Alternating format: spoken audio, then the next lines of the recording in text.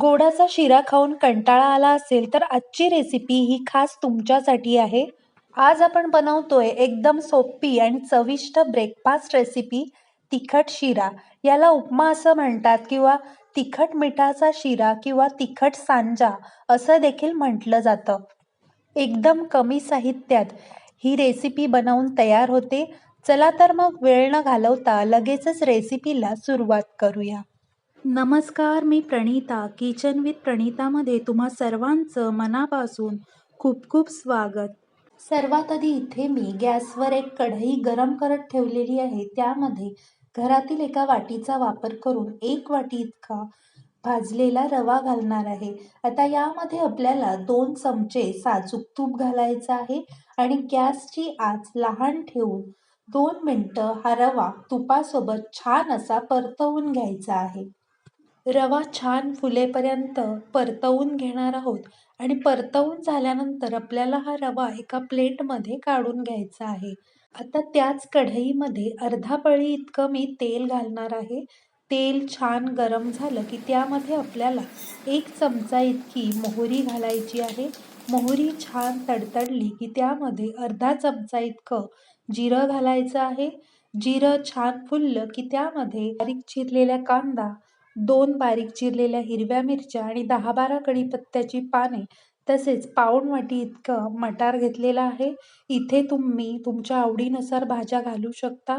यामध्ये तुम्ही गाजर, फ्लॉवरचे छोटे तुकडे करून घालू शकता. आता सोबतच यामध्ये आपल्याला चवीप्रमाणे मीठ आणि इथे मी 1 चमचा साखर घालणार आहे. सोबतच पाव चमचा इतकी हळद घालायची आहे. आता हे सर्व व्यवस्थित परतवून घ्यायचं आहे. कांदा लालसर रंग येईपर्यंत परतवून घेणार आहोत.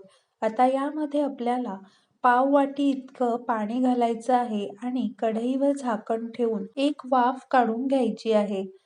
आता साधारण 3 ते 4 मिनिटानंतर आपल्याला झाकण काढायचं आहे आणि पुन्हा एकदा हे व्यवस्थित ढवळून घ्यायचं आहे. मटार आणि कांदा छान असा शिजला गेला आहे.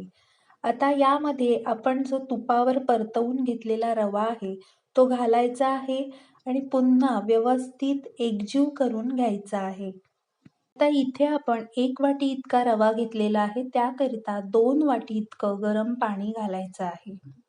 आता पुन्हा व्यवस्थित एकजीव करून घ्यायचं आहे आणि कढईवर झाकण ठेवून मंद आचेवर आपल्याला हे शिजवून घ्यायचं आहे.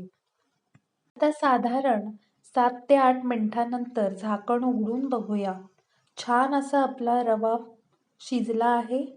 आता चमच्याने व्यवस्थित हलवून घ्यायचा आहे आणि यामध्ये आपल्याला थोडासा लिंबाचा रस घालायचा आहे आणि इथे मी वरून 1 चमचा साजूक तूप घालणार आहे म्हणजे रवा छान मोकळा होईल. आता व्यवस्थित मिसळून घ्यायचा आहे. आपला तिखट मिठाचा शिरा बनवून तयार आहे. आता मी हा तिखट शिरा सर्व्ह करणार आहे. गार्निशिंगसाठी थोडीशी वरून कोथिंबीर घालायची आहे. इथे तुम्ही थोडंसं ओलं खोबरं सुद्धा घालू शकता. रेसिपी आवडली असेल तर प्लीज एक लाईक करा. किचन विथ प्रणीताला सबस्क्राईब करायला विसरू नका. सबस्क्राईब बटनच्या बाजूला असलेलं बेल आयकॉन सुद्धा प्रेस करा म्हणजे माझ्या अशाच सर्व रेसिपी तुम्हाला पाहायला मिळतील. चला तर मग पुन्हा भेटूया पुढच्या रेसिपीमध्ये. धन्यवाद.